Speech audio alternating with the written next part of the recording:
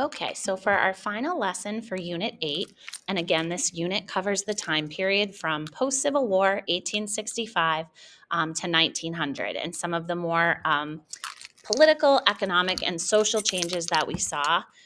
Today, our lesson is going to focus on the rise of immigration to the United States.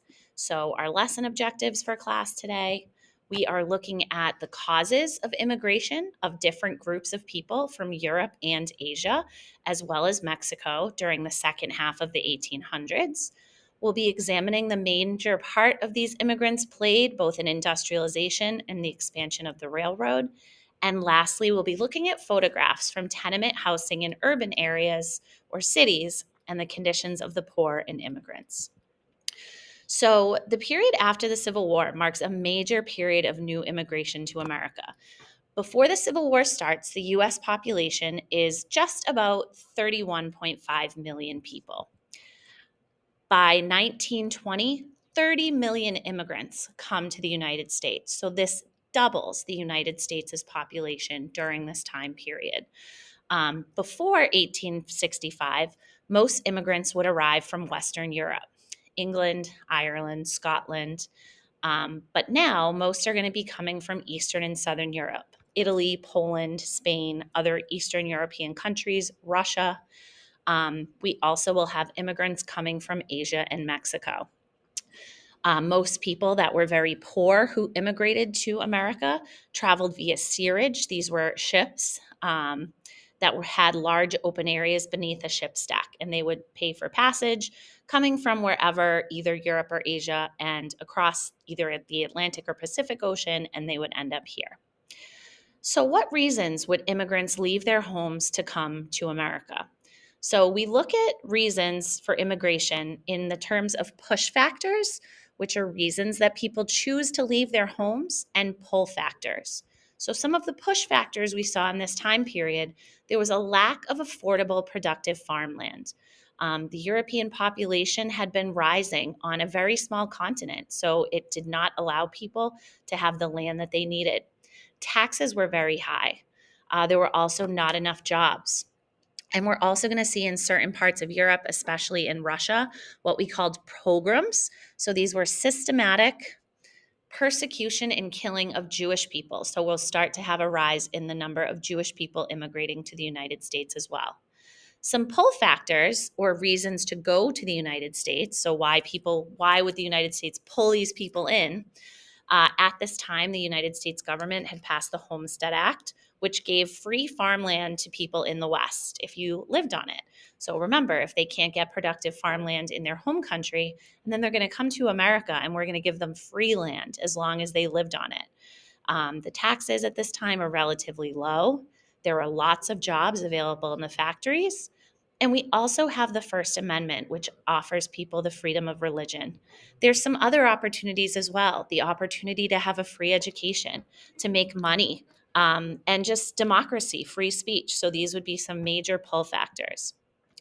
So the US immigration flows by country, the percentage of the US population. You'll see from about the 1920s, okay, most of your populations are coming from Ireland and the UK and Germany. Okay. Then, as we move into the later parts of the 1800s, now we have people coming from Italy, Russia, Hungary, Canada, Mexico. Underneath all of this will be immigrants coming from China, the Philippines, and Mexico and Cuba will also become a major part of the population.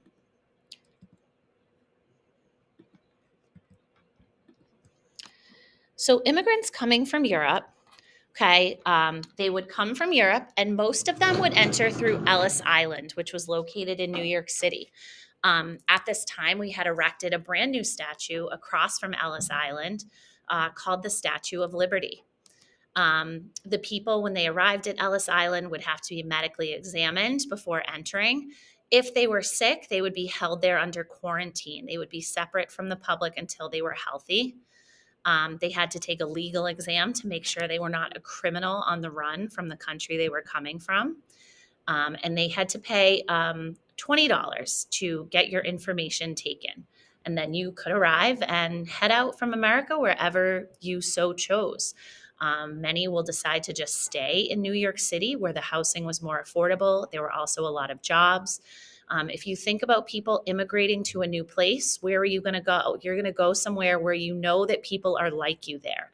Maybe you have family that's already come to America and they live in Chicago, or they live in Worcester, Massachusetts, or they live in Pennsylvania, or they live somewhere else. You might go where you have relatives or friends, people that you know where they are who are already working somewhere, or you might go somewhere where you know that there's a large population of people like you. So you'll find neighborhoods in certain cities where there are lots of Italians or lots of Jewish people. So people kind of move here and they kind of stay within their group where they feel the most comfortable at first. So we can compare the Statue of Liberty to what's known as the Colossus of Rhodes, which is actually an ancient historical landmark, which was known to be one of the seven wonders of the world that entered into an ancient city. And that's what the Statue of Liberty was supposed to be compared to. On the Statue of Liberty is this poem by Emma Lazarus. You'll be doing an Ed puzzle on this poem at the end of this lesson today, where the poem kind of says, like, the Colossus of Rhodes you saw there, this is the new Colossus, that here is the mighty woman with a torch. Give me your tired, your poor, your huddled masses yearning to be free. I lift my light, come to this shore, come to this country, send me your people. It's a very empowering message of what the United States at this time was aspiring to be. On the West Coast, we had more immigrants from Asia. Obviously, they would come across the Pacific Ocean, and Chinese labor at this time had helped build the Transcontinental Railroad. But for many white people, they resented the Chinese people, that they were keeping them away, keeping them out of jobs, keeping them from working. They resented the competition. So the United States passes the Chinese Exclusion Act, which banned Chinese immigrants except diplomats, merchants, or sons of citizens. So in 1822, it actually puts a stop to any Chinese people immigrating to this country for a period of time. As Chinese immigrants arrived, just like in New York at Ellis Island, they would arrive at Angel Island in San Francisco, California. This was a processing center for them. There was what was known, however, as the Gentleman's Agreement. It was not an official law. Japan agreed to stop issuing passports. Excuse the interruption, Theodora. There was a gentleman's agreement where Japan would stop issuing passports to laborers. So the United States only got elite immigrants, people that were considered smarter. An alien is someone that's considered a resident, but not considered a citizen. So they're someone from somewhere else, and they do not have citizenship rights. We also, towards the latter end of the 1800s, begin to see people immigrate from Mexico. The Newlands National Reclamation Act planned to irrigate the Southwest, which is a very dry, desert-like area, but this irrigating it, bringing water to it, made the land much more farmable, and lots of Mexican immigrants would come to do work on these new farms. Again, looking for opportunity, looking for jobs that they wouldn't have the ability to get in their home country. Later, many Mexicans would come to do more mining for things like coal, silver, other things like that. After World War I, which ends in 1917, European immigration will be restricted or outlawed, so many more Mexicans will come to fill the needed jobs that we need them for. So lastly, here are some pictures that I want you to take a moment to look at. Jacob Riis was a Danish immigrant who wrote a book called How the Other Half Lives. Remember, in lesson 3, we looked at how the wealthy lived of this time period, but he wanted to document, what about everybody else? What about the people not living in mansions? So you have on the upper left here an example of tenement housing where you had many people living in a very tiny space. This image here is actually called 2 a.m. And it shows two young boys that are actually sleeping at work in the middle of the night.